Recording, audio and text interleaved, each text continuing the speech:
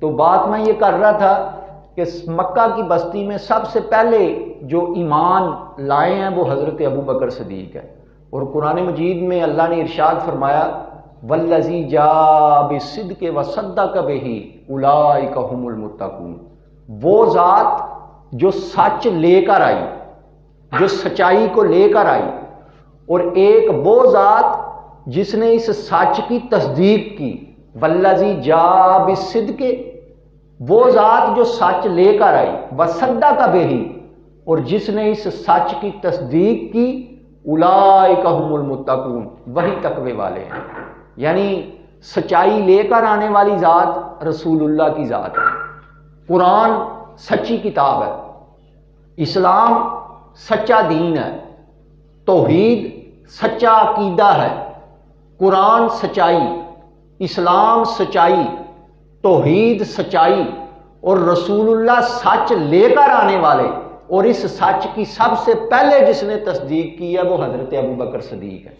یعنی حضرت ابو بکر صدیق رضی اللہ تعالیٰ عنہ اول الایمان ہے، اور آپ نے سب سے پہلے رسول اللہ صلی اللہ علیہ وسلم کی تصدیق کی، اور آپ کی صحابیت جو ہے وہ نص قطعی سے ثابت ہے۔ باقی جتنے صحابہ ہیں کسی کی صحابیت حدیث سے ثابت ہے، کسی کی صحابیت تفسیر سے ثابت ہے، کسی کی صحابیت تاریخ سے ثابت ہے۔ تنہا پوری تاریخ صحابیت میں سیدنا صدیق اکبر وہ ہیں جن کی صحابیت قرآن کی نص سے ثابت ہے، اور باقی صحابہ کی صحابیت کا انکار کرنا یہ گمراہی ہے، اور حضرت ابو بکر صدیق کی صحابیت کا انکار کرنا یہ کفر ہے، اس لیے کہ قرآن کی نص کا انکار ہو رہا ہے۔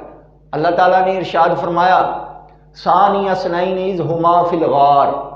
دو میں سے دوسرا جب دونوں غار میں تھے۔ یہ ہجرت کی رات کا جو واقعہ ہے وہ اللہ نے اس آیت میں بیان کیا۔ دو میں سے دوسرا یعنی غار میں دو ہی تھے، اللہ نے ہنسوں میں سیغوں میں دو کا ہی ذکر کیا ہے، کیونکہ اللہ کو بھی پتا تھا کہ بعد میں آنے والے یہ نہ کہہ دیں نہیں غار میں دو نہیں تھے ایک ہی تھا، یا غار میں دو نہیں تھے تین تھے۔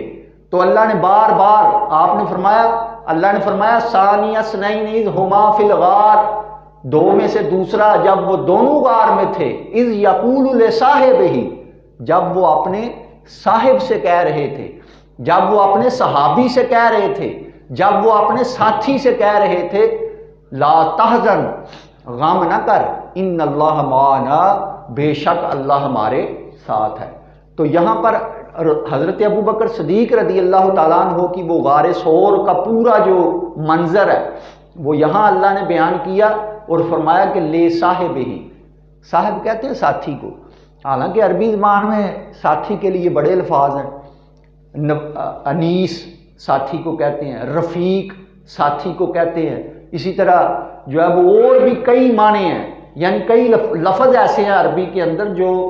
ساتھی کا معنی میں بولے جاتے ہیں، لیکن یہاں پر اللہ نے فرمایا لصاحبہ، ثانی اثنین اذ ہما فی الغار اذ یقول لصاحبہ، دو میں سے دوسرا جب وہ دونوں غار میں تھے، اور وہ اپنے لصاحبہ اپنے ساتھی سے، اپنے صحابی سے کہہ رہے تھے، یعنی اس سے